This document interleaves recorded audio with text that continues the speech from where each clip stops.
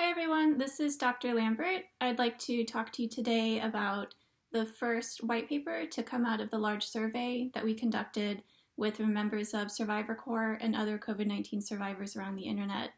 We had over 4,000 people take the entire survey, which is amazing, since if someone had a lot of symptoms, it took people quite a long time to fill it out. So thank you so much everybody who took the time to take it. We've got some fantastic initial results, and there's much more to come. So we used the 4,000 responses, and we looked at all of the symptoms that people reported within the first 10 days. And the first 10 days is when the CDC says that we're most contagious and most likely to spread COVID if we have it. And looking at those first 10 days, what we found is that fever is actually not very commonly reported by our participants. In fact, of the 4,000 people that took the survey, only 7.7% of them said that they had the fever in the first 10 days when they were contagious. Now, we actually limited our analysis to only people who had symptoms. Now, we know that around 40% of people are asymptomatic, meaning that they don't have symptoms. So if we calculate how many people total out of everyone who has COVID is likely to have a fever, it's only 4.6% of people. So then we wondered, well, if fever isn't a good indicator or a good check to do, are there other COVID symptoms that could take its place? So we looked at those first 10 days and we looked at the symptoms that were most commonly reported early on. And what we found is that there are other symptoms that are more common than fever, but there was no one symptom that the majority of people reported.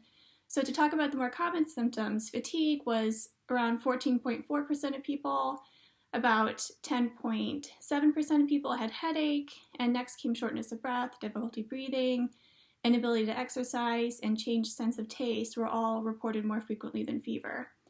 But as you can see, even if you pick something like fatigue, it still isn't very many people who have fatigue in the first 10 days. So what this really tells us is two important things.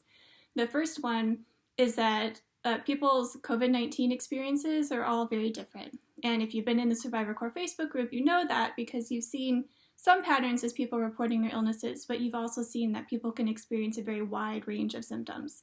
So this apparently is true not just for long haulers, but for people, anyone, when they're in the first 10 days of illness.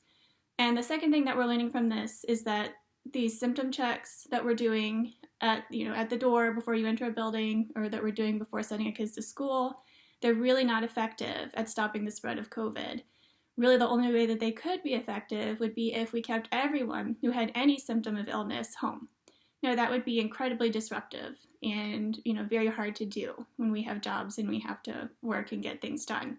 So really, the only answer to the problem stopping the spread of COVID is to have these rapid and very accurate COVID-19 tests. And that is what we need before we attend gatherings. If people start to feel sick, any sort of symptom, if they could take a rapid COVID test, that would give us more assurance that we're doing what we can to stop the spread of COVID-19. And I'd like to end by again saying thank you so much. The fact that over 4,000 people took this survey is really astounding. It's hard to say that enough. Many surveys like this are only taken by a couple hundred people.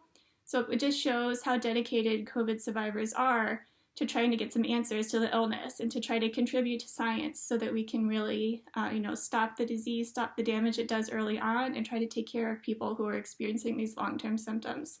We've actually reopened the survey since so many people have joined Survivor Corps since we first started the data collection. So if you haven't taken the survey yet, please go to the Survivor Corps website, survivorcorps.com, and you'll see the link to the survey posted there. And keep an eye out. I'll be posting a lot more updates of the things that we found. And if there's anything you would like us to look at, things you think we haven't covered yet, if you're watching this on YouTube or somewhere you can comment, please comment below. And I'll take a look and I'll respond to everybody's comments that I can. So thank you again, and we'll be in touch soon.